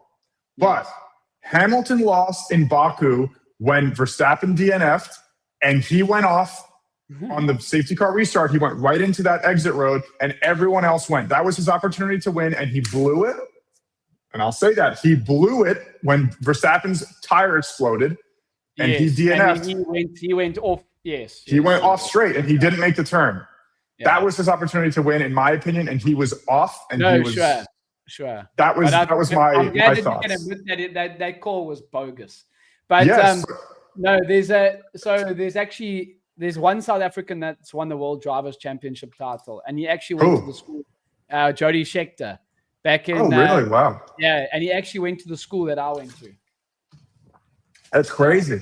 It is. Scheckter won in the 80s or the. He won in 1979.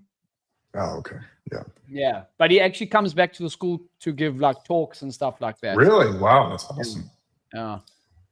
Google is reversing here. Probably is the one that's dragging everything down. I would be, again, if we can get another recreation of what happened here up here, I would be pretty happy to take longs.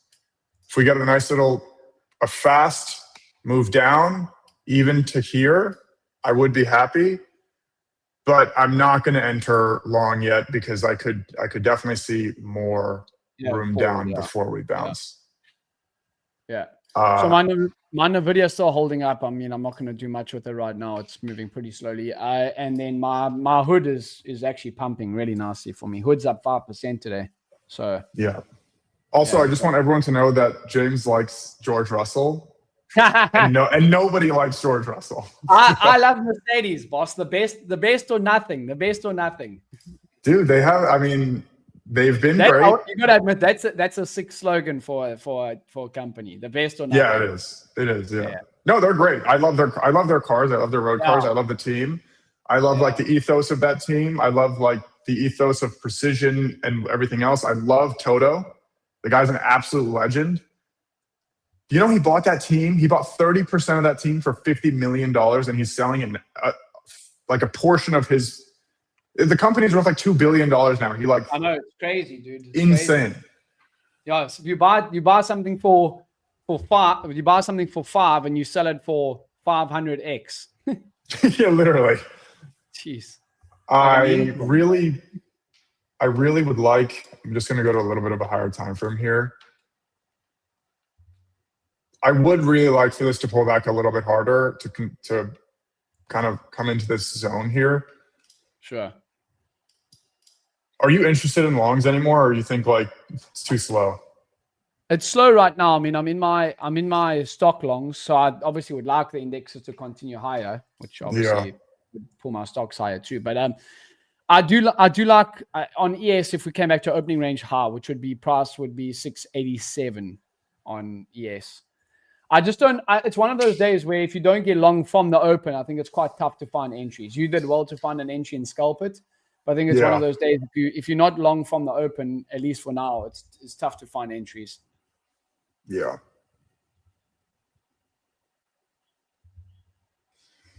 That is a little tough right now. Also, just something I don't know who's an F1 fan, who's not, but I'm sorry who's not, but. People talk about Senna a lot, and I just showed just a few minutes ago that I have literally a frame of this guy that I need to put on my wall. But people forget the fact that he crashed into his teammate to win that title in Japan. Like, it was so obvious that he crashed into Prost to win a title. Like, that's worse in my opinion. I think that is worse than what happened in 2021 with Verstappen, because Verstappen didn't make any decisions. Yeah. He was just like, I'm going to do the best I can. Yeah. So in my opinion, I think the 21 title has more credibility for Verstappen than, was it, I don't know what it was, 93 or whatever? Yeah, something like that. 90s. Yeah. All right, I'll be right back. 1 sec. Yeah. Okay, so I've still got my NVIDIA trades and my Robinhood trades that are holding up here. My NVIDIA is just moving pretty slow at the moment, but my Robinhood's doing quite nicely. So we had a new high of day. So I'm going to continue holding this. We got a couple more minutes till the stream ends here. Again, I am live on socials here for Wednesday through to Friday for pre-market prep at 8 a.m. Eastern time. And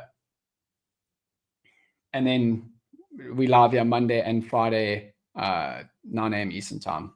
André and I looking to take trades.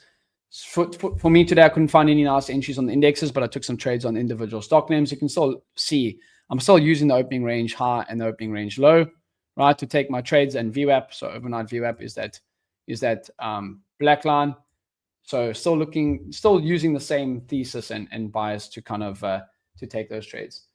Yeah, slow trading today. Yeah, what will it take to get you guys to trade live Monday through to Friday? Santa, yeah, Santa. We got a question. Yeah, what will it take? What will it take for us to trade live Monday through to Friday, Santa? Yeah, pretty much. I would like to do it honestly. It just like takes the first 2 hours of your day where you can't. It does. Yeah, it takes a lot of time, bro. Do anything else. Yeah. Yeah. Streaming does take a lot of time, that's for sure. I'm going to trim some here. I'm up over 1 hour on Robinhood, so I'm going to trim some here. I'll trim 70% down. I didn't really get the pullback that I wanted here on NQ, honestly, unfortunately. But yeah. So I'm going to trim some here on Robinhood. Nice little trade on that. So I'll take that there, and we'll see what else presents. But I think, yeah, we're obviously going to call it in a few here. Yeah, I wouldn't have taken this. One sec.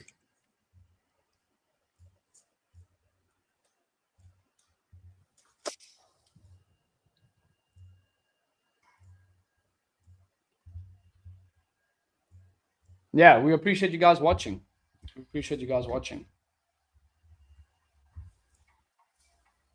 What do you trade mainly? What's that? Chamois State. Chamois State. Yeah, always funny names online, bro. I know. Sometimes I've seen some. It's like Big Daddy 969. I'm like, yeah.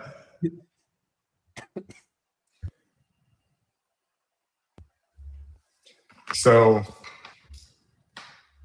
personally, there's no way that I would have taken this long here, just because it just didn't go deep enough into this area that I wanted. Really, in my opinion, the support to go off of was this area here, which is why I have this plotted out here.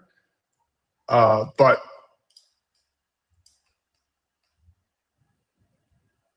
yeah, like, I mean, it's working now, which is fine, but I would not have taken this trade arguably, like, under any circumstance, just because the way that, just to like, the final thing that we'll talk about here before we wrap this up is position size. This is the final thing that I'll say here. I do ES, NQY. I'm all about edgeful. Yeah. Brand new to all this. Just trying to learn from the best. Thank you, Seamus. You're awesome. But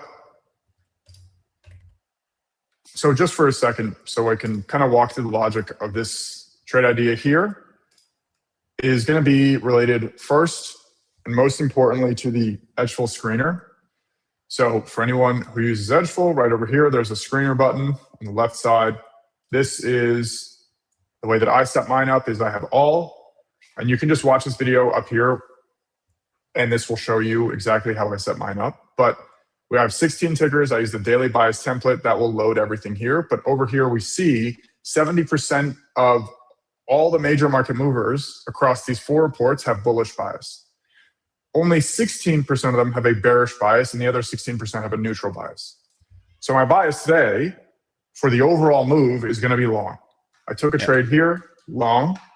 Now, what I wanted to do was look for continuation on the long side, but this move over here, in my opinion, was a little bit extended. So 120 points. I would have liked to see just a little bit more of a pullback into this like true level of support before it started to rally like this. Honestly, I did not think that it was going to bounce this hard off of this area right here, but I have a pretty specific thought, James. I'm curious what you think about this. I wouldn't really want to take this trade with lighter size just to be like, let me get some exposure, right? Like, I wouldn't want to take it with like a couple micros or whatever else, because in my opinion, it's kind of, again, building bad habits of, yeah, I'm going to trade this, I'm going to trade that, I'm going to trade this. And then that slowly starts to build, right? You start with 1 micro and you get used to that. Then you go to 2 micros and you go to, let's just call it 5 micros. Yep. And when you're at 5 micros, looking at a trade with 1 micro is like, oh my God, this is so boring, I should size up. And what happens, at least for me, is that like I move the goalposts very quickly. Yeah. And I could have taken this trade as it came back into this blue zone that I have to capitalize on this bias, right? But if I had taken it with smaller position size, where it wasn't even close, I mean, it was almost 30 points off of where I actually wanted to enter. In my opinion, that's building a bad habit. So I would rather enter with my regular or slightly different from regular position size in the area that I actually want. Because if it had actually hit my stop, now it worked, but if it had hit my stop, I would have been pretty upset. So that's the way that I think about it, where I'm not going to just take a trade, even if I use lighter size, just to take a trade. I agree with that, because also sometimes like you're in a trade and you're like, I'm only going in with one marker just to test it out. And then all of a sudden you're like, it's moving against me and you add more in. Trust me, I've experienced all of that shit, bro. Yeah, everyone has. Yeah, it's not great. No. So Wyan, just to speak on, I did like this move on YM over here, and this is something that I do at the end of every single day on trades that I missed or whatever it is. I always put up, so I got on my daily report card, I got my focus for the day, my daily game plan. You know, we are trading, look what I even said here, we are trading high overnight on the US indexes, but still feel longs can be tougher unless you start to rally hard above previous day's highs. For now, we do have Thanksgiving week, so be careful with lower volatility, which we actually got today. We didn't have really any sharp moves, right? So, and then I have my notes during the session, the trades I took, which I took those DAX in the morning as you see me, and then also Hood and NVDA, which you saw me trade live here. And then my markups from the day. So this is what I put in at the end of every single day, like potential moves that I might have missed, right? And game plan from there and how can maybe get in them next time. And then my end of day review. But I'll have them in there. I definitely think this was a missed trade for me. There's my NQ hitting. So if we move that, there's my NQ hitting my orb. So taking profits. Dude, that must have been that's a good hour in a bit. Yeah, 100 that's 100 points. Yeah. It's got to be 100 points. Yeah, there it is. Definitely. I'll have to have a look at it, but definitely a nice trade on that. So just game planning. I definitely felt I missed these YM. I like this. It's similar to Friday where we shove down at the open, we get back, we reclaim VWAP. I could easily have a trade like this with a stop at the low there, like something like that, and then I would be catching this nice move, which is a bit upsetting, but we got to learn from it. So yeah. So. It's good. I mean, I think we're good. I'm not going to take any more trades. I was one and done today. I'm done. I'm not going to do this. If price had gotten here, I would have taken this, but I'm not doing this now. I'm not interested in another pullback for continuation higher. You're talking about here a 330 point move. Yeah, and this is where, just for anyone that maybe missed that trade or didn't take that trade, I mean, I don't think anyone, by the way, should be copying our trades exactly. You want to use like our rationale and apply that to your rationale and whatever else. So don't, like, you never want to copy our trades exactly. But yeah, I mean, I got a really, really clean entry, which, let's just say in my mind, made up for that garbage entry that I got on Friday. But yeah, this was the only trade. Here, I'll remove that. This was the only trade that I took today, right over here. Entered at this 77, I think, 30-point stop, targeting roughly a 50-point move. And honestly, I have no issues with not holding the rest of this move at all, because I would not have liked sitting in this consolidation. And I think that I'm very happy. Like I tell you guys all the time, my ideal targets are between 40 and 60 points. I personally don't go for gigantic moves. I don't like to do that. I would rather use bigger size and have a smaller target. It's, in my opinion, easier to have obviously a much tighter a much tighter target and use more size rather than trying to capture these really clean moves, like honestly, like we have almost today. But yeah, this was the only trade that I took. I mean, you guys can watch back the logic here as I took it, as I entered. But yeah, I'm done for the day for sure. Yeah, my NVIDIA picking up quite nicely now. I'm going to take profits at these highs. So that's looking good. Look at this candle in NVIDIA printing. Yeah, nice. So I've taken 2 trades on stream, one on Hood, one on NVIDIA. I would like 180.80 on NVIDIA, but let's see.